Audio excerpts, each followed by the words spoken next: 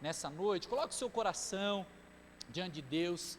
Segundo a Reis, capítulo de número 5, talvez uma história muito conhecida, mas normalmente essa história, ela é interrompida praticamente na metade dela, até quando o milagre acontece. É a história do milagre de Naamã, a história do milagre de um grande guerreiro, assírio ou sírio, depende de algumas traduções, um grande homem de Deus, digamos assim, porque se colocou à disposição de ouvir a voz de Deus, porque muitas vezes nós achamos que grandes homens e grandes mulheres de Deus são aqueles que vivem anos na igreja, vivem anos em algumas coisas, mas grandes homens e mulheres de Deus são aqueles que estão disponíveis ao que Deus quer fazer. Isso é uma característica de um grande homem, de uma grande mulher de Deus. Quem está disposto a receber uma oração, quem está disposto a buscar ao Senhor. E Naamã era esse homem. Ele ouviu falar, de um profeta do Senhor, e ele foi até esse profeta para receber uma cura. Essa é essa história. E vamos ler então nessa noite um textinho um pouco mais longo. Talvez você olhe e fale assim: nossa, é bastante coisa, mas nós vamos ler o 2 Reis capítulo 5, do versículo 1 até o versículo 27. Eu vou pular alguns versículos, mas eu estou falando até, para que você tenha uma ideia geral daquilo que nós vamos ler. Amém? Então vamos lá, 2 Reis capítulo 5, versículo 1. Naamã, comandante do exército do rei da Síria, era grande homem diante do Senhor e de muito conceito, porque por meio dele o Senhor tinha dado vitória à Síria. Ele era herói de guerra, porém sofria de lepra. Tropas saíram da Síria e da terra de Israel, levaram cativa uma menina, que ficou ao serviço da mulher de Naamã. Um dia, a menina disse à sua senhora: quem dera o meu senhor, ou seja, aquele que é o meu chefe, Naamã, estivesse na presença do profeta que está em Samaria, ele o curaria de sua lepra.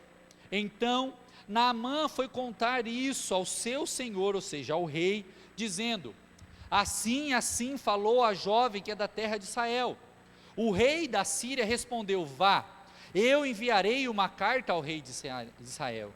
Então Naamã partiu e levou consigo 340 quilos de prata. É muito riqueza, olha isso, preste bem atenção nisso. 340 quilos de prata, 72 quilos de ouro e 10 mudas de roupa. Levou também ao rei de Israel a carta que dizia: tão logo esta carta chegar a você, saiba que eu lhe enviei Naamã, meu servo, para que você o cure da sua lepra. Quando o rei de Israel acabou de ler a carta, rasgou as suas roupas em sinal de medo e disse: ou seja, se eu não curar esse homem, por acaso sou Deus? Como pode tirar a vida ou dá-la, para que este envie a mim um homem para curá-lo de sua lepra?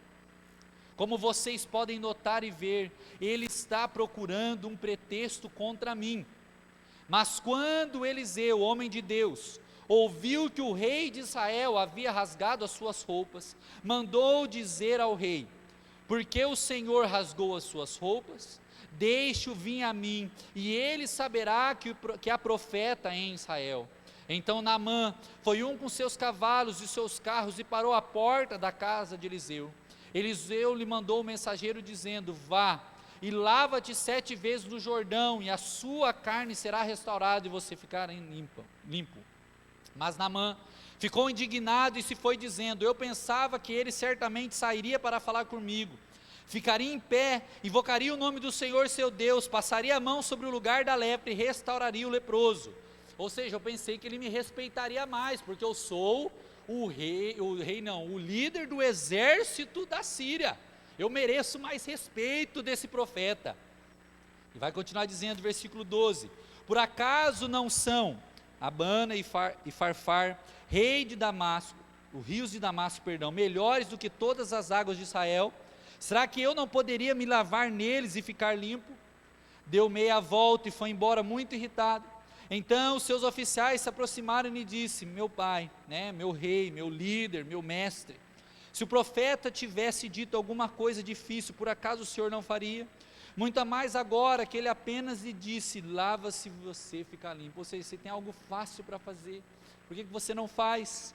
Depois ele voltou ao homem de Deus e toda a sua comitiva, veio e pôs-se diante dele. E eis que agora, e disse, né, eis que agora, reconheço que em toda a terra não há Deus, a não ser em Israel. E agora, por favor, aceite um presente desse seu servo. Ele, porém, respondeu: tão certo como vive o Senhor, em cuja presença estou, não aceitará nada. Naamã insistiu com ele para que aceitasse, mas ele recusou. Então, Naamã disse que se ele não queria, holocausto, sacrifício, e aí depois Eliseu diz a ele que vá em paz, ele é curado, e Eliseu disse a ele então que vá em paz. Eu pulei aqui a parte do milagre, de propósito, porque a gente sabe que ele foi, se lavou 7 vezes, recebeu o milagre, então foi mandado embora. Depois, se você olhar do versículo 19 ou do 20 até o 27, a história continua, e vai contar a história de um servo chamado Geazi, um servo de Eliseu, um servo ali, que ele pega, vai até Naamã, depois que Naamã vai embora, e ele vai pedir os despojos, ou seja, o pagamento do milagre. Olha que interessante isso. E aí Eliseu, quando ele vê o servo voltando, ele diz assim para o servo assim: olha, você foi e pegou um valor que eu não queria receber pelo milagre, e agora a lepra que estava em Naamã vai ficar em você, e ele fica leproso, porque ele tomou aquilo que não era para tomar. E é muito interessante esse texto, porque normalmente nós acabamos somente ali no milagre, mas nós vemos que após o milagre, existiu toda uma história. E por que eu estou dizendo isso hoje para mim e para a sua vida? Eu quero contar uma pequena história para você, e depois nós vamos fazer uma ponte com as curas de Jesus. Eu lembro que eu estava em Londrina durante os 4 anos que eu fui pastor lá, e eu vivi uma história muito interessante. Não vou usar nomes e nem o cargo das pessoas, mas eu fui convidado para fazer um velório, e na época, a Bárbara vai lembrar, eu tinha um golzinho vinho, coisa mais linda. Ô Cário, parecido com aquele seu que você bota foto, Cário, coisa mais linda o golzinho, Cário, O Cário tinha um gol desse, Cário? Golzinho, quem os homens aqui sabem, golzinho G2, Aquele golzinho, bolinha, o primeiro bolinha que saiu, eu tinha um golzinho daquele, e eu fui para o velório, sem pretensão nenhuma. A hora que eu cheguei naquele velório, eu nunca tinha visto tanto carro bonito importado na minha frente, eu fiquei impressionado. Eu queria tirar foto com os carros, eu quase esqueci que eu tinha que entrar no velório, eu acho tão bonito carro, eu gosto de carro, A maioria dos homens gostam de carro, era cada máquina, coisa mais linda. A minha vontade era tirar foto, eu falei: opa, tem que ir para o velório. Aí entrei lá no velório, fizemos um momento do velório, fizemos um momento de oração, um momento com a família, e aquela pessoa, aquele homem que tinha perdido a sua esposa, ele era alguém muito importante, não questão só financeira, mas o cargo que ele ocupava era muito importante. Não era um cargo político, mas era um cargo diante da sociedade, de um país de fora. Ele foi representante no Brasil, e ele era muito conhecido. Ele chegou em mim como pastor e disse assim: pastor, quanto que ficou? Quanto ficou o velório? Falei: não, meu irmão, não ficou nada, não, eu não recebo para fazer velório, você está ficando doido? Falei: você está ficando doido, não recebo fazer velório, é um momento de despedida de vocês, não recebo. Nós somos uma igreja protestante, eu fico imaginando, quem aqui é protestante há mais tempo vai saber dessa história. Eu fico imaginando Martim Lutero, que é o reformador das igrejas protestantes, se revirando no túmulo, digamos assim, falando: será que esse pastorzinho vai receber dinheiro para fazer um velório? Era o que eu mais briguei contra, para fazer a reforma da igreja protestante. Será que ele vai receber dinheiro? Não recebi. Mas essa história para mim foi muito interessante, porque o que mais me marcou não foi o coração puro dele de querer abençoar um pastor naquele momento, mas o que mais me marcou é porque eu lembrei dessa história de Naamã, que em inúmeros momentos da nossa vida, nos nossos encontros com Jesus, eu acho que você já teve vários encontros com Jesus, A gente tem a pretensão humana às vezes, a gente acha às vezes que o nosso dinheiro, que o nosso status, que a nossa condição de vida, que quem nós somos, a nossa intelectualidade, o nosso cargo, vai fazer com que Cristo tenha mais ou menos compaixão de nós. Muitas vezes a nossa humanidade é assim. Não estou falando especificamente para ninguém, estou falando em tudo na vida. Às vezes é aquela história: Senhor, mas eu te sirvo há tanto tempo, e o Senhor não me curou. Aí vem aquele, desculpa falar, a gente fala isso muito no norte do Paraná, aquele jaguara, não sei se já ouviram falar essa palavra, aquele jaguara, que não ora, não lê Bíblia, não vai na igreja, não faz nada, o Senhor cura ele, não cura eu. Eu te sirvo, te busco, estou todos os dias com você, o Senhor cura aquele ali, mas não me cura. Como que é esse negócio? Ou seja, muitas vezes nós questionamos a nossa estrutura, porque achamos que Deus tem que fazer algo por nós, e realmente Deus nos ama, realmente Deus quer fazer grandes coisas na minha e na sua vida, mas no processo de cura, no processo de conhecer a Jesus, algumas coisas têm que acontecer na minha e na sua vida. Conhecer a Jesus não é somente chegar na presença dEle e receber algo dEle, mas conhecer a Jesus é chegar na presença dEle e algumas coisas mudarem em nós também, quando nós temos um encontro com Cristo. E eu vejo isso em Naamã tendo um encontro com o profeta, que na época o Espírito Santo estava sobre o profeta em específico, que Deus escolhia para que houvesse cura, libertações, direcionamento do povo de Deus. Hoje nós vemos que nós temos livre acesso ao Senhor através da cruz de Cristo, estamos hoje num domingo de Santa Ceia, ou seja, se nós queremos ser curados, trabalhados, transformados, se nós queremos algo muito na nossa vida, é em Cristo que nós devemos buscar. E o que nós podemos aprender então com esse texto, com essa circunstância, e aprendermos que se você quiser anotar como tema da nossa mensagem hoje, quando eu encontro a Cristo, as suas palavras, 2 pontinhos. O que as palavras de Cristo, quando eu encontro Ele, o que é que Cristo quer transformar na minha vida? Não vou falar todas, porque nós não conseguimos resumir Cristo em tudo. A própria palavra de Deus diz que se fossem escritos todos os milagres e curas que Jesus fez, faltariam papéis, não caberiam na palavra, seria impossível contar os incontáveis feitos de Cristo, ou seja, Cristo não se resume, mas nós sabemos que existem alguns pontos principais, que quando nós encontramos Jesus, algumas coisas têm que agir na nossa vida, e nessa noite nós estamos na igreja, e quando nós encontramos Jesus, nós chegamos aqui para encontrar Jesus, nós estamos aqui para buscar a Cristo, não é verdade? Nós estamos numa igreja cristã, e o que é que Cristo quer trabalhar na minha e na sua vida nessa noite? O que a palavra de Cristo, esse testemunho de Naamã, indo, reconhecendo que precisava de cura, reconhecendo que precisava do profeta, voltando atrás, deixando o seu orgulho de lado, para receber uma palavra do profeta, para receber uma cura. O que nós podemos aprender com isso? A primeira coisa que nós podemos aprender, Jesus, na maioria dos seus milagres, se você olhar no Novo Testamento, eu poderia usar vários textos bíblicos, mas não quero usar, para usar o contexto mesmo, ele vai em vários de seus milagres, ele vai olhar para aquelas pessoas que buscaram uma cura, que buscaram uma libertação, e após eles terem um encontro com Jesus, você provavelmente vai saber o que Jesus fala para elas: vá e não peques mais, ou a sua fé te salvou. Mas um segredo é que na maioria das vezes, em um ponto chave de testemunho, ele fala: vá e não peques mais. Ou seja, o que Cristo está querendo trabalhar na minha e na sua vida?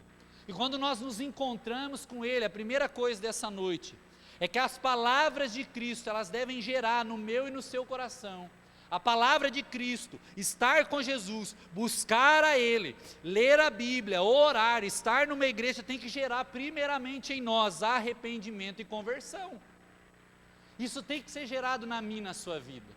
Quem tem um encontro com Jesus, quem recebe o toque de Jesus, tem que ser alguém com a característica do arrependimento e da conversão. O que é arrependimento e conversão? Arrependimento é reconhecimento daquilo que precisamos mudar. Conversão é quando eu tomo uma decisão de mudar aquilo que Cristo me pediu para mudar. Ou seja, eu mudo de lugar, né? Quem dirige aqui sabe disso, já falei isso aqui na igreja. Quando você vai tirar a carteira na autoescola, né? Todo mundo aqui comprou a carteira? Eu comprei a minha, é caro, né? É caro, né? A gente tem a mania de falar para o povo assim, você comprou a carteira, realmente todo mundo compra, né? A carteira, né? Todo mundo compra, todo mundo tem que pagar para ter uma carteira de motorista, então todo mundo comprou a carteira, né? Quando a gente vai comprar a carteira de motorista, porque não é de graça, né, quando a gente vai comprar ela, fazer todos aqueles testes, pagar todo aquele valor lá, fazer as aulas e testes, e quando você reprova, você tem que fazer o reteste, que também não é barato, né? Quando você vai fazer tudo isso, existe uma questão que é a conversão. Conversão à direita, conversão à esquerda, ou seja, você vai mudar de sentido. Eu lembro até hoje que no meu teste estava chovendo, eu tinha 18 anos e 3 meses, meu presente de 18 anos foi pago a minha carteira de motorista. Eu falei, meu pai, eu não quero festa nenhuma, eu quero a minha carteira de motorista, era meu sonho. Ele me deu a carteira de motorista. Lembro que no dia do meu teste, a gente sai do Detran, a avenida do Detran era mão dupla, né, assim, tanto ia quanto voltava, dois sentidos. Ela mandou o rapaz virar à esquerda, e na esquina existia um pare, e tinha uma placa. E como era centro da cidade, para a esquerda você não pode virar, porque os carros só vinham para cá, entendeu? Não vira à esquerda, e não podia descer. A placa só mostrava a conversão à direita, ele desceu reto na contramão. Eu estava atrás do carro, já segurei no cinto, assim, falei, eu não acredito que ele está andando na contramão. Ele desceu, uma descidona assim na contramão, a mulher pisou no freio assim, a instrutora falou, você está maluco?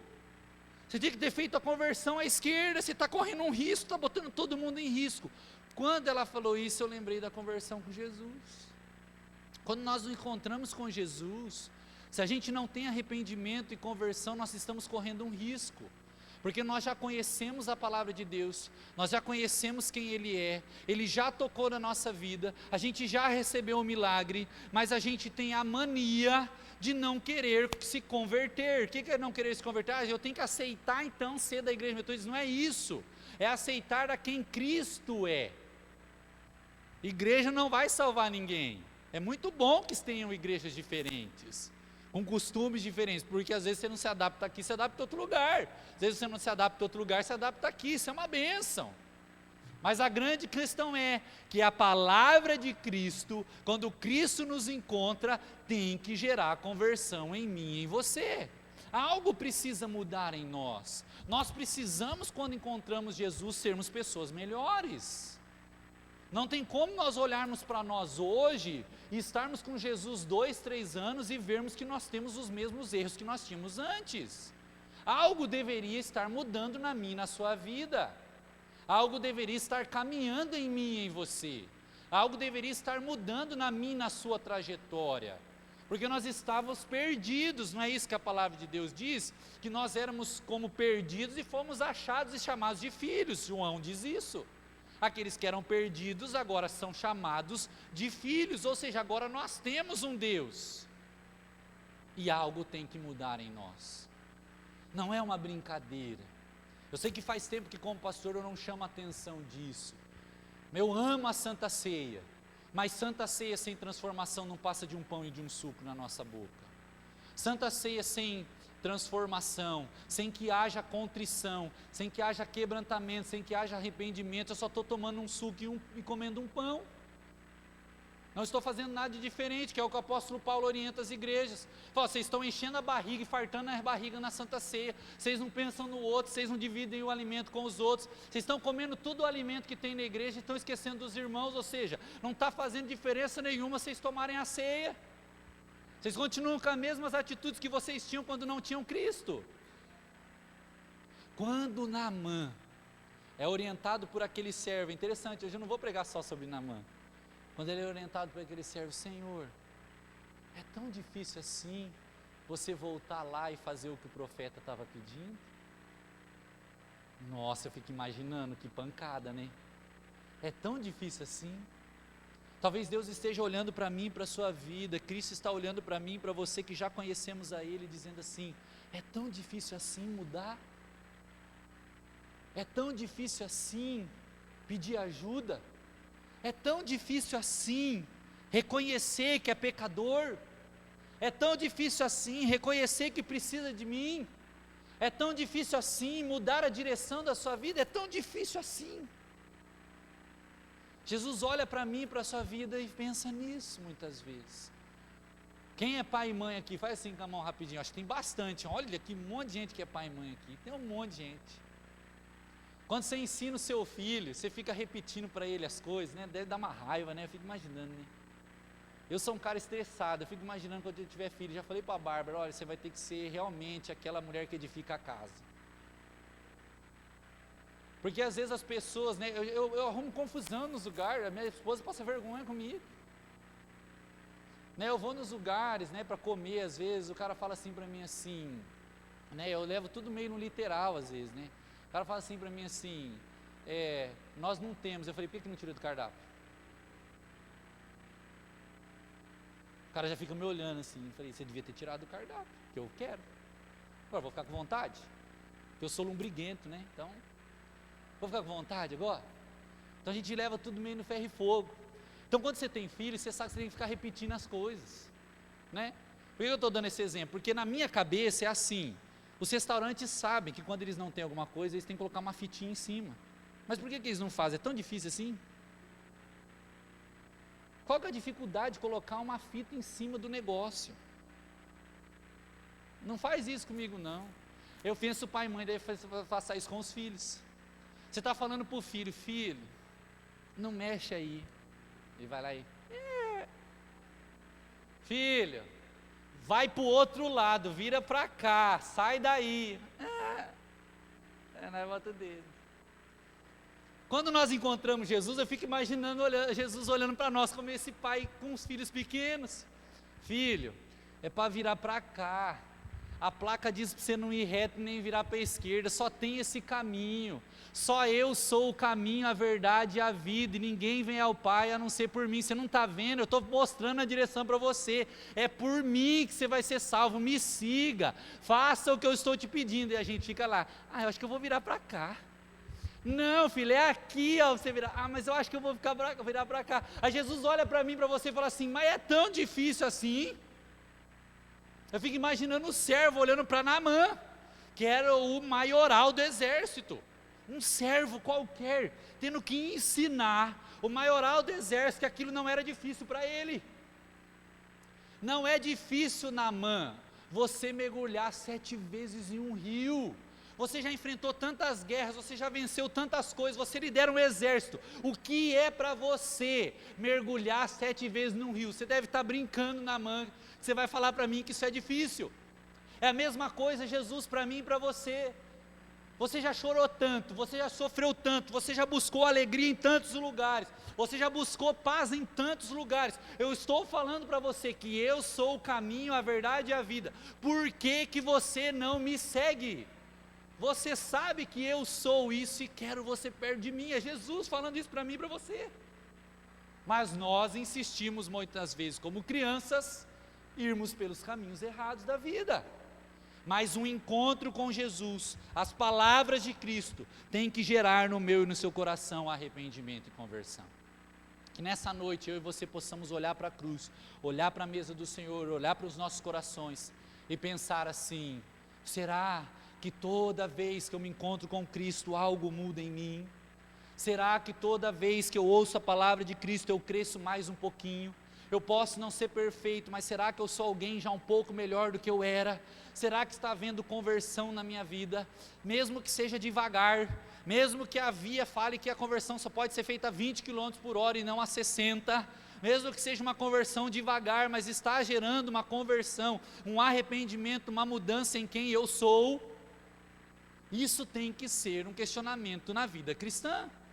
Quem se encontra com Jesus tem que ser alguém arrependido e tem que ser alguém convertido, que está fazendo uma conversão, está havendo uma mudança de vida. Abrindo uma aspas, Eu quero convidar você que está aqui nessa noite, você fazer um esforço, mesmo que você não ache hoje um culto sensacional, mas faça o esforço de vir nos próximos 3 domingos. Em 2019 nós fizemos uma série de mensagens aqui na igreja, chamado Jesus Cristo Mudou Meu Viver. E nós vamos começar na semana que vem. Vão ser alguns irmãos e irmãs, que vão contar o testemunho de vida daquilo que Jesus fez. É necessário a gente se levantar e dizer assim: olha, Jesus me mudou aqui, eu fui mudado, eu estou arrependido, eu me converti. Ou seja, não me converti a uma igreja, mas ao Senhor. Eu entendi que o caminho que eu seguia não iria me levar a lugar nenhum, eu estava na contramão, e agora eu estou no caminho que é a verdade e a vida. Ele está me mudando, Ele está fazendo algo em mim. Venha, incentive esses irmãos. Às vezes vai ser um testemunho que vai falar ao seu coração. Convide pessoas, às vezes, a ouvir esses testemunhos. E a segunda coisa que Cristo faz, eu creio que eu estou vindo meio que de trás para frente, porque arrependimento e conversão sempre será maior do que o que os nossos olhos podem ver. Entenda isso. Arrependimento e conversão sempre será maior do que os nossos olhos podem ver, porque nós cremos, como nós falamos sempre aqui, uma frase de John Wesley que eu gosto muito. Eu gosto de várias frases de Spurgeon, John Wesley, Calvino, tem muita frase boa desses homens de Deus. John Wesley, que é o fundador do movimento metodista, ele diz assim: antes de Deus fazer uma grande obra através de nós, Ele fará uma grande obra em nós. Ou seja, primeiro Deus vai gerar arrependimento e conversão em nós, para depois nós abençoarmos outras vidas.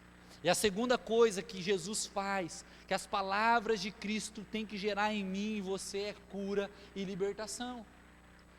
Pastor, mas eu não preciso ser curado, eu não tenho nenhuma doença. Mas eu não preciso ser liberto, porque eu não sou alguém endemoniado. Amém, glória a Deus.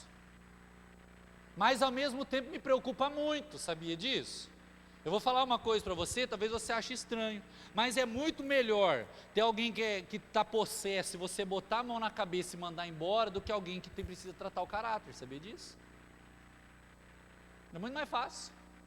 Você bota a mão e expulsa o capeta, acabou o problema. Agora o problema é quando não tem capeta nenhum, quando o diabo está correndo da pessoa de tão mau caráter que ela é, aí que é o problema. O problema é que a pessoa às vezes ela é tão mau caráter que nem o diabo quer ficar perto dela. Ela precisa de uma verdadeira libertação que só Jesus pode dar. E a verdadeira cura e a verdadeira libertação nós só encontramos em Cristo. Nós somos uma igreja cristã e sempre pegaremos isso. Ele continua sendo sempre o único caminho, a única verdade, a única vida que nós precisamos. E Ele tem a verdadeira cura e a verdadeira libertação para mim, para a sua vida. Libertação de algumas coisas e cura de algumas coisas que a gente nem imagina que precisa. Já passou por isso? Eu já. Sabe quando alguém vem orar com você, ela começa a orar, mas ela às vezes nem fala da sua vida, mas ela só faz uma simples oração, e de repente ela fala uma frase que você fala assim: essa pessoa me conhece. Já passou por isso? Essa pessoa me conhece. Alguém contou para esse cabra ou para essa mulher que eu ia vir no culto hoje, ele me conhece. Alguém contou para eles que eu ia vir aqui. Alguém contou a minha história para essa pessoa. E às vezes você acha que não vai precisar ser curado daquilo. Às vezes você acha que já está liberto, já está curado daquilo, mas não está. Às vezes tem coisas do nosso passado, coisas da nossa mente, coisas do nosso presente, coisas que passamos nessa semana, que nós precisamos colocar na presença de Cristo, sermos curados e libertos, porque isso pode tomar uma proporção enorme. Se eu perguntar aqui para nós que estamos aqui nessa noite, se algum de nós sofreu alguma decepção, ou se machucou durante essa semana com alguma circunstância, ou com alguém, a maioria de nós talvez levante a sua mão. A maioria de nós talvez estejamos machucados ou decepcionados com algo, ou com alguma estrutura, ou com alguém, ou com alguma circunstância, e nós vamos nos fechar e acharmos que não precisamos tocar no assunto, que não precisamos ser tratados naquilo, mas muitas vezes precisamos sim, porque isso pode chegar a um ponto que nós não vamos conseguir mais controlar aquela ferida, controlar aquela situação, e muitas vezes não vamos viver o que Deus tem para nós, porque estamos presos àquela circunstância. Quantas vezes eu e você já nos percebemos assim, não é? Talvez você não, mas talvez alguns sim, presos em algumas circunstâncias, pensando que já tinham sido libertos de algumas coisas, curados de algumas coisas, e não fomos, de uma palavra que falaram para nós, de alguma atitude que tiveram conosco. Sabia disso?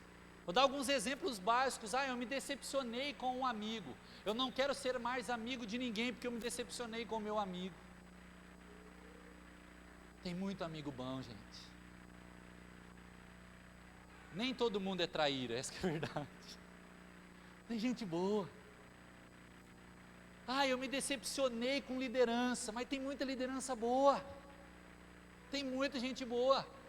Eu me decepcionei com a estrutura de trabalho, mas tem estrutura de trabalho boa, tem lugar bom, tem empresa boa sim, tem chefe bom, tem. Eu me decepcionei na minha adolescência, digo adolescência, ou às vezes mais de idade, num relacionamento amoroso, ou num relacionamento muitas vezes de negócio. Não, tem negócio bom, tem gente boa para casar sim, tem muita gente boa, tem muito homem e mulher de Deus, em nome de Jesus, tem sim, tem sim. Quando eu olho para Cristo, olhando para essas pessoas, é essa cura e libertação e restauração que Ele traz, é uma verdadeira cura e libertação que Ele traz, meu irmão, minha irmã, é uma verdadeira cura e libertação que Ele traz, não é somente uma cura e libertação que você vai ficar parado no tempo, não, é uma cura e libertação que nos impulsionará a viver as coisas melhores com o Senhor. Consegue entender? A cura que Jesus traz, a cura que Jesus traz não é uma cura de inércia, a cura que Jesus traz é uma cura que evita atrito para a gente ir mais rápido, é a cura que evita atrito, que cura os atritos, as circunstâncias para a gente ir mais longe, porque Ele sabe que nós podemos ir. Essa era a cura que Jesus fazia naqueles homens e mulheres no Novo Testamento. Você pode olhar a própria mulher samaritana na beira do poço, volta lá e testemunha o que aconteceu na sua vida hoje, e a palavra de Deus diz que ela sai daquele lugar e ao testemunhar toda a vila, toda a vizinhança dela, chama Jesus para estar com eles, porque queriam ouvir a palavra de Cristo. Olha isso, Jesus mudou a minha vida, Ele me curou e me libertou de tal maneira, que agora eu vou contar para as pessoas o que Ele fez na minha vida. Ele não me curou, Ele não me libertou só para mim ficar parado, Ele me curou e me libertou porque Ele tem mais para a minha vida. É isso que Jesus faz, é isso que o profeta Eliseu vê em Naamã, e aí o incircunciso, digamos assim, né, enviado de Satanás, Geazi, vai lá e faz errado, e envergonha, né, o profeta, vai lá e pede dinheiro, vai atrás da riqueza, mas se deu mal, se deu muito mal, porque o foco dele não ficou na cura e na libertação verdadeira, o foco dele era outro, ele se deu muito mal. Depois lê essa história, normalmente a gente para ali na cura de Naamã, mas lê a história de Geazi, para nós aprendermos com ele. Quando Deus fala não, é não, quando não é para fazer, não é para fazer, e é isso que Jesus trabalhava com as vidas daqueles homens e mulheres que eram curados, e quer trabalhar na minha vida, na sua vida. Está curado e está liberto, não volte a fazer. Está curado e está liberto, não brinque com o pecado. Está curado e está liberto, confia em mim. Está curado e está liberto, continue caminhando comigo. Está curado e está liberto, continue a conversão, não volte atrás, não faça de novo, continue, fique firmes em Cristo. E a terceira e última coisa nessa noite para mim e para a sua vida, que as palavras de Cristo. Ô Sabrina, sabia que eu ia pregar isso, Sabrina, quando você escolheu as músicas? Não sabia, né? As palavras de Cristo geram vida, e vida abundante. O apóstolo Pedro diz isso. Para onde iremos, se só Tu tens as palavras de vida eterna? Tem um segredo muito bonito nesse texto, é um segredo assim: eu posso seguir qualquer líder, não tenho nada contra, acho necessário e bênção, posso seguir qualquer referência em qualquer área, né? Hoje em dia a gente fala coach, né? Mas nada mais é que a tradução da palavra liderança, mentoria. Isso aí a gente já fala faz muito tempo, né? Eu posso seguir qualquer mentor, eu posso seguir qualquer pessoa para me ajudar numa área da minha vida, vai ser bênção, tem que seguir, tem que buscar ajuda em algumas áreas da vida, em outras pessoas, isso é necessário, isso é bênção, mas só existe um que tem as palavras de vida eterna, e ele se chama Jesus Cristo, só um. Os homens podem resolver os nossos problemas momentâneos, os homens podem nos ajudar nas nossas, vamos dizer assim, as nossas necessidades humanas momentâneas, mas só Jesus pode trazer uma palavra de vida eterna para o meu e para o seu coração. Só Ele pode trazer uma palavra de vida eterna para mim e para a sua vida, e a gente aprende isso com Pedro. Senhor, para onde iremos, se só Tu tens as palavras de vida eterna? Ou seja, quando nós temos um encontro com Jesus, tem que ser gerado no nosso coração uma vida, e uma vida em abundância, não é qualquer vida, não é uma vida passageira, não é uma vida às vezes alegre, às vezes triste, não é uma vida mais ou menos, não é uma vida morna, mas é uma vida cheia de Deus, cheia de Deus, cheia de vida e vida em abundância. Pastor, mas às vezes eu fico triste. Amém, amém. Tropeçamos, mas não ficamos prostrados, não é isso que a Bíblia diz? É sobre isso que o texto está falando. Temos quedas, temos dificuldades, mas caídos sempre e jamais, porque temos um Deus que nos ajuda a levantar, temos um Deus que cuida de nós. As dificuldades humanas, as pessoas cristãs e não cristãs vão passar, mas só quem tem Jesus tem uma palavra de vida eterna. O apóstolo Pedro ensina-nos muito bem sobre isso. Senhor, para onde iremos? Temos César, temos os sacerdotes, temos o templo, temos outras religiões, temos tudo, mas só Tu tens as palavras de vida eterna. Só Tu tens as palavras de vida eterna. E será, meu irmão e minha irmã, pergunta para esse terceiro ponto, que eu e você estamos vivendo essas palavras de vida eterna como cristãos? Eu e você que já conhecemos Jesus, eu e você que já aceitamos Jesus um dia, será que nós temos a paz que Deus nos dá? A paz que só Cristo pode nos dar? Será que nós temos a cura que só Ele pode nos dar? Será que nós temos a conversão que só Ele pode nos dar? Ou seja, esse terceiro ponto resume o que Cristo faz. Tem algumas coisas que só Jesus pode fazer na minha e na sua vida, e num domingo de Santa Ceia é necessário nós pregarmos sobre isso. Talvez eu não te conheça muito bem, nós temos alguns visitantes hoje, mas deixa eu falar um negócio para você, eu quero te apresentar um Senhor chamado Jesus nessa noite. Talvez você ainda não conheça Ele profundamente, talvez você já ouviu falar de Jesus, eu sei disso porque a minha família, eu contei esse testemunho, né? Contei esse testemunho para uns irmãos que vão fazer um projeto chamado Casa de Paz, que depois nós vamos orar por esses irmãos. Contei isso para eles. A minha avó e os meus tios aceitaram Jesus num culto no lar. Num culto no lar. E hoje a maioria da família serve a Jesus. Num culto na casa foram curados, libertos, transformados, se arrependeram, tiveram suas vidas convertidas. Porque só Jesus pode trazer uma verdadeira paz de vida eterna. Um dia alguém apresentou esse Jesus para minha família, por isso que eu conheço esse Jesus. E nessa noite, como pastor, com todo respeito, não te conhecendo muito bem, eles eram católicos, né? Eu não tenho nada contra nessa questão, mas acho que é uma questão mesmo que não praticavam. Existem católicos que são praticantes, mas eles não eram. Não eram. Nós somos um país que se diz maioria católica, mas não pratica, essa é uma realidade. E nós corremos um risco em 2035, que provavelmente nós seremos de maioria evangélica, tá bom? Sabia disso? 2035 provavelmente de maioria evangélica, é bem provável que a gente corra o caminho de não praticar também, sabia? É bem provável também. É bom falar dos outros, né? Mas vai chegar a nossa hora, aí que eu quero ver. É bom, né? Falar, os católicos não vão na missa, a hora que nós for maioria, eu quero ver se nós vamos ter 50% do país nos cultos no domingo. Ou vão estar em casa assistindo televisão? Aí eu quero ver. Nós vamos estar no domingo no culto, ou nós vamos estar lá em casa, lá, eu estou cansado hoje. Sempre bom falar dos outros, né? É que nem diz o ditado, pimenta no olho dos outros é refresco. É assim mesmo, né? Porque não dói no seu olho, né? Pra você saber como que arde. É mais ou menos isso. Vai chegar a nossa vez de sermos praticantes. Mas chegou uma vez, na minha família, que alguém apresentou Jesus para eles. Vocês já ouviram falar de Jesus, mas vocês não estão vivendo essa vida em abundância que Jesus pode dar. Vocês querem viver essa vida em abundância que Jesus pode dar? Eles aceitaram viver, e foi uma bênção para nós. Eu louvo a Deus por isso.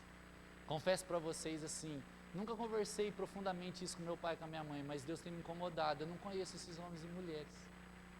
Talvez eles até tenham falecido, talvez eles nem estejam mais naquela igreja lá em Cambé, pertinho de Londrina, que falou do amor de Deus para minha família. Mas foram homens e mulheres que pregaram a palavra de Deus e salvaram toda uma família, mostraram Jesus para nós. Nessa noite nós estamos numa igreja cristã, nessa noite nós estamos falando sobre Jesus, e o que Jesus fala para mim e para você nessa noite é: viva comigo as palavras de vida eterna que só eu tenho para te dar. Se converta, muda suas atitudes, se arrependa. Quero te curar, quero te amar, quero trabalhar a sua vida. Não foge não, né? Digamos assim, foge não. Não corre, porque só eu tenho as palavras de vida eterna para a sua vida. É noite de Santa Ceia, é noite onde nós vamos tomar o suco e comer o pão. Nós vamos nos relembrar da morte e ressurreição de Cristo sobre a mim e sobre a sua vida. E só Ele tem as palavras de vida eterna que eu e você precisamos. Se existe algum vazio no nosso coração, se existe alguma falta de paz, se existe alguma coisa que nós estamos vivendo, que nós não conseguimos superar, eu quero orar por você nessa noite, quero orar. Talvez você não contou para ninguém, talvez você seja um homem que está do lado da sua esposa, e você tem algo a vencer, e você não tem coragem de conversar com ela.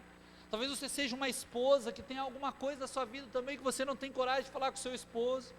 Talvez você seja um filho que não tem coragem de conversar com seu pai, com a sua mãe, algo que você tem sentido. Talvez você seja um crente de muitos anos, que tem algumas coisas no seu coração que você tem sentido, e talvez você não tenha coragem de conversar com alguém da igreja e pedir ajuda. Mas o meu direcionamento para você como pastor nessa noite, é a mesma coisa que o profeta Eliseu fez, por isso que eu usei esse texto. Você não precisa chegar diante de homem nenhum. É necessário na caminhada cristã pessoas, mas para sentir Jesus, você não precisa de homem nenhum, você precisa do Jesus mesmo. Você precisa do Senhor. É isso que Eliseu mostra para Naamã. Talvez você nunca tenha prestado atenção nisso no texto. Talvez você tenha prestado atenção em muitas coisas, mas o que eu vejo o profeta Eliseu ensinando a Naamã é dizendo assim: não é do meu toque que você precisa, o que você precisa é ter um encontro com Deus. O que você precisa é saber aquele que só tem as palavras de vida eterna para a sua vida. Que você precisa, antes de precisar de igreja, antes de precisar de ministério, antes de precisar de um pastor, antes de precisar de amigos crentes, o que você mais precisa é de Jesus. E é necessário num domingo de Santa Ceia nós falarmos isso. Ah, pastor, você está jogando contra a igreja? Não, muito pelo contrário, porque quem aceita Jesus vai viver em comunidade. Quem aceita Jesus vai se preocupar com os outros, isso é automático. Mas a grande iniciativa, o grande ponto inicial é falar: Senhor, eu quero estar contigo. O Ministério de Louvor vai cantar uma música que numa parte dela diz assim, eu vou tentar lembrar, que esse pastor é muito ruim. Ele vai dizer assim, né, que eu quero descer e mergulhar nas águas do teu amor, do teu amor. Não é do amor das pessoas, não é do que as pessoas podem me dar, mas é o que só o Senhor pode me dar. Então quero concluir essa mensagem dizendo para você: para onde iremos, se só tu tens as palavras de vida eterna? Essa é a pergunta que eu quero fazer para você como pastor nessa noite, com todo respeito e amor pela sua vida, com todo respeito e amor para a sua vida. Escute bem o que eu vou falar. Eu falei que eu sou muito ré direto, estou nem aí se você tem 30, 40, 50 anos de igreja, se é a primeira vez que você está aqui. Eu estou dizendo com todas as letras para você nessa noite, para ficar bem gravado no seu coração: você precisa de Jesus. Você precisa de Jesus. Eu preciso de Jesus. Nós precisamos da palavra de vida eterna que só Ele tem. Nós precisamos. Talvez você fale: ah, pastor, eu acho que eu não preciso. Aí é com você, mas nós estamos falando. Nós precisamos de Jesus. Só Ele pode resolver algumas coisas na minha e na sua vida. Só Ele tem algumas soluções que eu e você precisamos. Não é a igreja metodista que tem, não é o pastor que tem, não é o líder que tem, não é o irmãozinho ou a irmãzinha que está sentado do seu lado, mas é o próprio Cristo que pode mudar algumas coisas na minha e na sua vida. É Ele é o centro da nossa igreja, Ele é o centro da nossa história, Ele é o centro de uma igreja cristã. Jesus, Jesus, Jesus, Jesus. E que nessa noite nós façamos como aquele homem na beira do caminho: Jesus, Jesus, filho de Davi, tem misericórdia de mim, eu preciso de Ti. Eu já fui em muitos lugares, eu já fiquei na beira do templo, eu não fui curado, mas o Senhor pode me curar. Aquele homem sabia que só Jesus poderia o salvar. Encerrando, só Jesus pode salvar algumas coisas nessa noite na minha e na sua vida. Toma essa decisão, meu irmão, minha irmã. Talvez você esteja há anos na igreja, mas você nunca sentiu Jesus de verdade, nunca seguiu Ele de verdade. Talvez você já ouviu falar de Jesus, como a minha família já tinha escutado, mas não viviam por Jesus. Essa é a noite de nós olharmos para a mesa da Santa Ceia, olharmos para esse canto e falar: Jesus, eu te quero, eu quero o Senhor como Senhor e Salvador da minha vida, eu quero andar contigo. Amém. Escute esse cântico. O Ministério de Louvor vai cantar ele um pouquinho mais alto para nós agora. Escute ele, fale com Deus. Não espera o pastor orar por você, fale você com esse Deus da sua vida.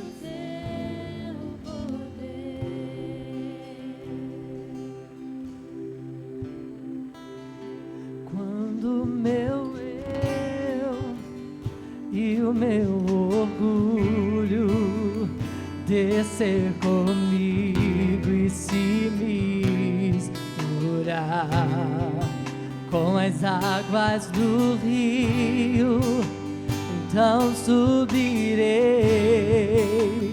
como Naamã curado.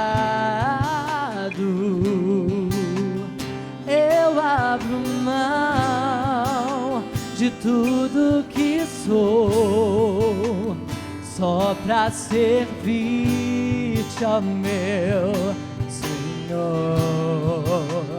Eu abro mão de tudo que sou, só pra te adorar, Senhor. Senhor, quebra o meu orgulho, eu quero descer e mergulhar nas águas do teu amor. Me purifica, eu quero ser limpo como Naamã do teu Senhor. Senhor, quebra o meu orgulho, eu quero descer e mergulhar nas águas do teu amor. Me purifica, eu quero ser limpo como Naamã no teu poder.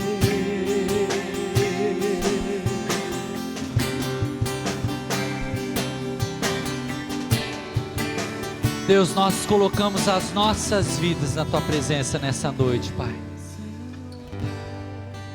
Senhor, como esse cântico diz, nós queremos através, ó Pai, da mesa do Senhor, quebrar mesmo o nosso orgulho, de homens e mulheres que muitas vezes andam sozinhos e sozinhas. E Deus, que ao partilharmos do pão e do suco nessa noite, nós possamos aprender que sem Ti nada poderemos fazer. Conforme diz João 15, que sem estarmos ligados a Ti nada poderemos fazer. Só Tu tens as palavras de vida eterna. Reconhecemos nessa noite que necessitamos de Ti. Reconhecemos nessa noite que sem Ti nada somos. Reconhecemos nessa noite que precisamos também dos nossos irmãos e irmãs. Por isso partilhamos da mesma mesa. Não importa a nossa estatura diante dos homens, diante da sociedade. Não importa se somos como Naamã ou somos um simples servo como era o servo de Naamã. Todos nós precisamos da mesa do Senhor. Todos nós precisamos dessa mesa que representa a Tua salvação e ressurreição. Todos nós precisamos das palavras de vida eterna que só Tu tens. Obrigado por esse momento. Obrigado por essa palavra. Em nome de Jesus. Amém e amém. Irmãos e irmãs, na noite em que Cristo foi traído, na noite em que Ele ensina os discípulos, o Senhor pega o pão, Ele dá graças, partilha com os discípulos e diz: esse é sinal, símbolo, memória do meu corpo, que é entregue por amor a vós. De semelhante modo, Ele pega o cálice, partilha com os seus discípulos e diz: esse é o sinal do meu sangue, que é derramado como um sinal de uma nova aliança, por amor a vós.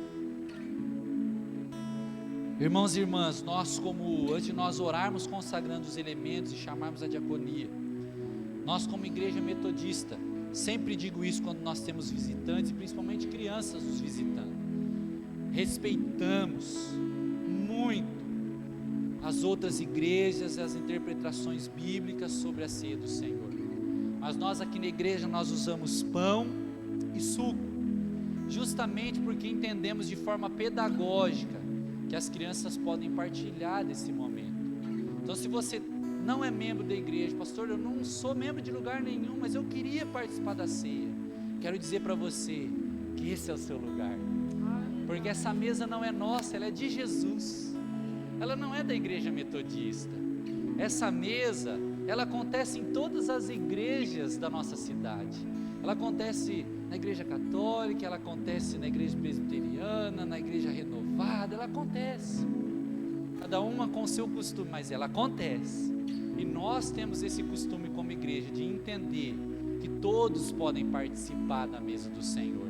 Então, se o seu filho estiver na salinha, que hoje a irmã Salete pediu para nós levarmos, por isso que eu estou explicando, o suco e o pão para eles também, lá, para eles não, tem bastante gente, para eles não chegarem correndo, assim por diante.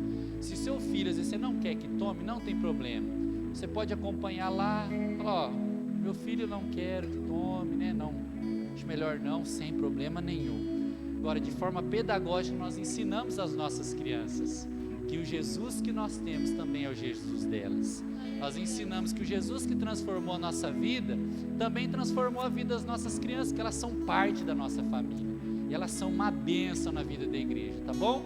Então elas vão participar da Santa Ceia também, mas não fique envergonhado se você não concordar, se você não quiser tomar, se você não quiser que seus filhos tomem, sem problema também, tá bom? Mas é minha obrigação como pastor explicar isso, porque vão te oferecer o elemento do pão e do suco, e vão oferecer para as crianças. Então as crianças não estão tomando vinho, tá, irmãos? Fiquem tranquilos, as crianças estão tomando suco de uva, porque nós usamos de forma pedagógica para a igreja isso, amém? Deus, nós queremos como igreja agradecer ao Senhor pela mesa que temos nessa noite. Obrigado, ó Pai, por ter enviado o seu Filho em amor a nós, que estávamos caídos, longe de Ti, e fomos como filhos, conforme diz João, capítulo 1, achados, éramos perdidos e agora somos chamados filhos. Que as dádivas do pão e do suco sejam consagrados ao Senhor nessa noite, que representem, nós não cremos que eles se transformam, mas que representem o seu corpo e sangue derramado na cruz, que nos traga à memória esse amor que o Senhor teve por nós, em nome de Jesus, amém e amém, amém. Chamar os irmãos da diaconia para virem aqui nos ajudar, amém.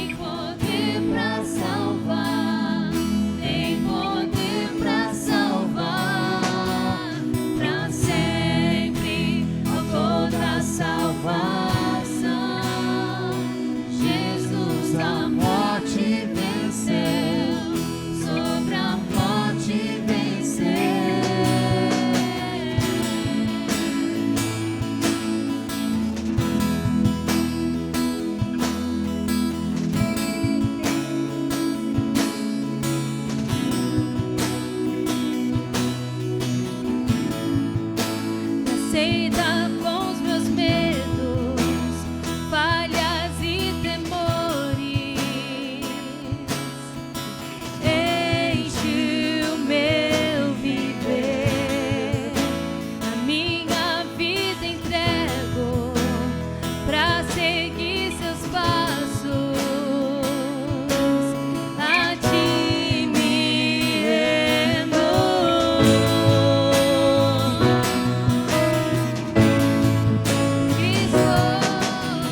Cristo, move as montanhas e tem poder pra salvar, tem poder pra salvar, pra sempre, autor da salvação.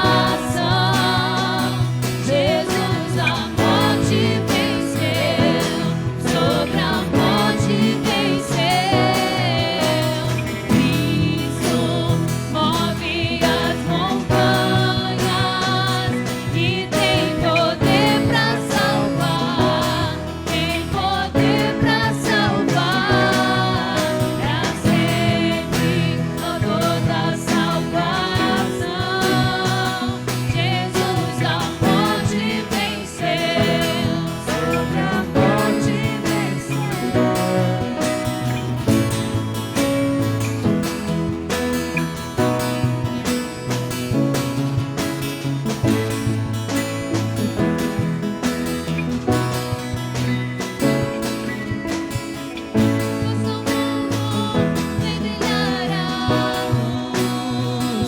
Cantamos para a glória do Senhor Jesus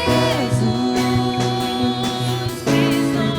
Nosso mundo vem brilhar a luz. Cantamos para a glória do Senhor Jesus. Cristo move as montanhas e tem poder pra salvar, tem poder pra salvar, pra sempre, autor da salvação. Jesus a morte venceu, sobre a morte venceu. Cristo move as montanhas e tem poder pra salvar, tem poder pra salvar, pra sempre, autor da salvação. Jesus a morte venceu, sobre a morte venceu. Vosso mundo vem brilhar a luz. Cantamos para a glória do Senhor Jesus Cristo. Vosso mundo vem brilhar a luz. Cantamos para a glória do Senhor Jesus. Move as montanhas e tem poder pra salvar, tem poder pra salvar, pra sempre, autor da salvação. Jesus a morte venceu, sobre a morte venceu.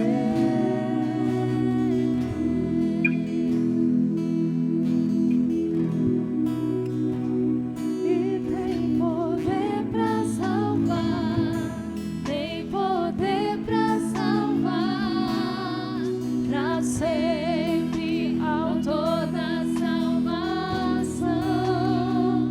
Jesus a morte venceu, sobre a morte venceu.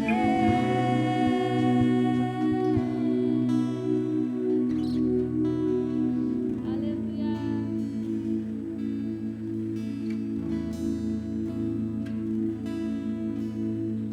Você pode se colocar em pé, meu irmão, minha irmã. Glória a Deus. Colocar a sua vida diante de Deus. Agradeça ao Senhor por esse momento aí no seu pensamento, ou com palavras. Agradeça ao Senhor. Fala: Deus, obrigado pela salvação que é em Ti. Obrigado por esse momento de comunhão. Obrigado pelos meus irmãos e irmãs. Obrigado pela minha família. Que bênção, Jesus. Que bênção a Tua presença. Que bênção sabermos que Tu nos ama, que só Tu tens as palavras de vida eterna. Obrigado, Senhor, por esse momento. Obrigado. Nós possamos comer do pão e tomar do suco em nome de Jesus. Amém?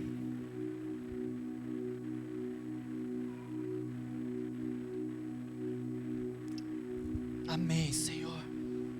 Te louvamos, ó Deus. Te louvamos, te engrandecemos por esse tempo de Santa Ceia. Obrigado, Senhor, porque há salvação em Ti. Obrigado porque só Tu tens as palavras de vida eterna. Obrigado porque nós e a nossa casa servimos ao Senhor. Obrigado porque o nosso esposo, a nossa esposa serve ao Senhor. Profetizamos isso também, ó Pai. Obrigado porque os nossos filhos pertencem a Ti. Obrigado porque temos uma família na fé. Obrigado porque nessa noite o Senhor nos trouxe a uma igreja para podermos nos lembrar do Teu amor na cruz por nós. Obrigado, Senhor. Cuida de nós, nos orienta, que nós sempre possamos nos lembrar que a cura é em Ti, que a libertação é em Ti, que as palavras de vida eterna estão em Ti, que a conversão, arrependimento verdadeiro estão em Ti, Senhor. Em Ti, nós Te louvamos por isso, glorificamos o Teu santo nome, em nome de Jesus, amém e amém. Eu vou pedir para vocês se sentarem 2 minutinhos. Eu sei que eu pedi para vocês ficarem em pé. Nós vamos passar 2 minutinhos só o nosso culto do horário. Normalmente nós acabamos 9, 9 e 5, nosso culto de Santa Ceia. Aos irmãos e irmãs que vão ministrar as casas de paz, mesmo aqueles, né, já mandei no grupo, aqueles que ainda não estão, né, não fecharam ainda a sua casa de paz, eu quero chamar para vir aqui à frente, em nome de Jesus. Quero chamar para vir aqui à frente em nome de Jesus, para vir aqui rapidinho aqui comigo, né? Amém. Esses irmãos e irmãs que eu estou chamando a vir aqui à frente, né? Eles são irmãos e irmãs que eles estiveram aqui conosco, né? Numa capacitação de um projeto que nós queremos começar a implantar na vida da nossa igreja, irmãos e irmãs, né? Como eles sabem, eu já falei para eles. Talvez nem todos deles nesse primeiro momento vão ministrar uma casa de paz. Talvez nem todos eles nesse primeiro momento vão cuidar também de só uma casa de paz. Eu já sei de gente que tem umas 3 aí para cuidar, né? Vai ter que se virar nos 30, né? Então, o nosso objetivo com esses irmãos e irmãs é o quê? Esses irmãos e irmãs, eles vão estar de 7 a 8 semanas ministrando famílias que querem ser ministradas para que haja paz nos lares. Esse projeto não é para nós que somos da igreja, esse projeto não é para nós que somos membros de uma igreja. Esses irmãos e irmãs, eles vão estar ministrando famílias que necessitam nesse momento. Pessoas que passaram por luto, pessoas que estão às vezes com algum problema em seu relacionamento, pessoas que às vezes estão se sentindo vazias, pessoas que estão passando por alguma dificuldade na vida, serão acolhidos e abençoados por esses irmãos e irmãs, né? Nós não vamos expor as pessoas, né, que eles vão ministrar, mas que nós vamos essa noite orar por esses irmãos e irmãs, que alguns deles já essa semana e outros talvez na semana que vem, já começam a ministrar essas famílias. Então é nossa obrigação como igreja, cobri-los em oração, cobrir eles de intercessão, cobrir eles de bênçãos, para que eles sejam bênção na vida dessas outras famílias também, em nome de Jesus, amém? Então, você marque na sua agenda, no dia 28, acho que é 28 de maio, se eu não estiver errado, ou 29 de maio, uma coisa assim, eu vou acertar a data semana que vem. Nós vamos ter o culto dos filhos da paz. Esse aqui nós chamamos de semeadores da paz. Eles vão semear Jesus nas casas, eles vão até as pessoas, e depois no dia 20, no último domingo de maio, essas famílias, aquelas que aceitarem, nós vamos orar para que elas aceitem, elas serão acolhidas aqui na igreja, num culto, onde nós abençoaremos elas como igreja, conheceremos essas famílias que receberam esse projeto, amém? Vamos orar então por esses irmãos, dentro da sua mão, ore por eles, Pai, em nome de Jesus, Deus. Deus, eu quero abençoar, Pai, como pastor e nós como igreja, a cada um desses irmãos e irmãs. Deus, o Senhor colocou no coração deles o desejo de abençoar vidas, de sair durante 7 ou 8 semanas da sua zona de conforto. Esses irmãos e irmãs têm família, esses irmãos e irmãs têm os seus afazeres, esses irmãos e irmãs têm o seu trabalho, esses irmãos e irmãs têm o seu estudo, eles têm, ó Pai, aquilo que eles têm que fazer na sua vida, e Deus, nós oramos por eles, para que o Senhor os abençoe, para que o Senhor os use, ó Pai, de maneira sobrenatural, em nome de Jesus, que a bênção do Senhor esteja sobre eles, os usando com ousadia, com poder que vem do alto, em nome de Jesus, Pai. Nós os abençoamos e cremos que eles serão bênção em vidas e em famílias da nossa cidade que tanto precisa. Deus, é o início de um grande projeto, e nós cremos que através da vida deles, mais semeadores da paz surgirão, mais famílias vivendo a paz que só o Senhor tem surgirão, em nome de Jesus, e muitas vidas, e muitas famílias serão impactadas por aquilo que só o Senhor pode fazer, em nome de Jesus. Nós como igreja os abençoamos e os enviamos com autoridade e poder, em nome de Jesus, amém. E amém. Amém, irmãos e irmãs. Glória a Deus, né, pela vida desses irmãos. Muito obrigado. Deus abençoe a vida de vocês. Então, se você conhecer alguém que precisa de paz, você pode nos procurar. Se conhecer uma família que precisa de alguma ajuda nesse tempo, nos procure. Esses irmãos e irmãs estão capacitados para abençoar essas vidas nesse tempo. Amém? Agora, a última vez que eu vou pedir para vocês colocar em pé, eu vou entregar a bênção e você pode ir na paz do Senhor, amém? Deus, agradecemos por esse culto, obrigado, Senhor, tantas coisas nesse culto. Oramos pelas nossas crianças, oramos por finanças, oramos, ó Pai, para que nós tenhamos sempre as palavras de vida eterna contigo, oramos por esses irmãos e irmãs que levarão a paz, oramos por tantas coisas, mas nós te pedimos, ó Deus, que esse culto não acabe aqui, que esse culto não acabe aqui, que nós tenhamos uma semana abençoada, que essa paz, que essa palavra que recebemos, que a alegria que invadiu o nosso coração, possa ser compartilhado no nosso lar, possa ser compartilhado no nosso trabalho, que as pessoas sejam impactadas por aquilo que o Senhor fez nessa noite nas nossas vidas. Deus, que a tua bênção, que a bênção de Deus Pai, que é Deus Todo-Poderoso, que é Criador dos céus e da terra, que a bênção de Cristo Jesus, que é aquele que nos amou primeiro, e nos amou de tal maneira que se entregou na cruz por nós, e que a bênção do Espírito Santo, que é aquele que nos encoraja a prosseguir dia após dia, até que o Senhor venha, esteja sobre a nossa vida, sobre a nossa família, sobre a nossa cidade, sobre todo o povo do Senhor, hoje e sempre, amém e amém. Amém, que Deus te abençoe.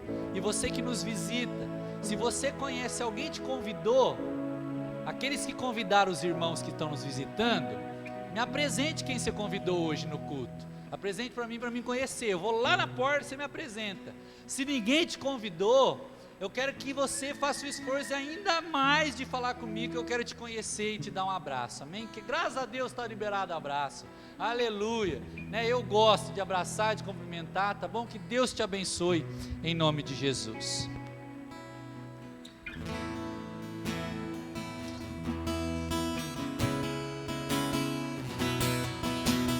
Cristo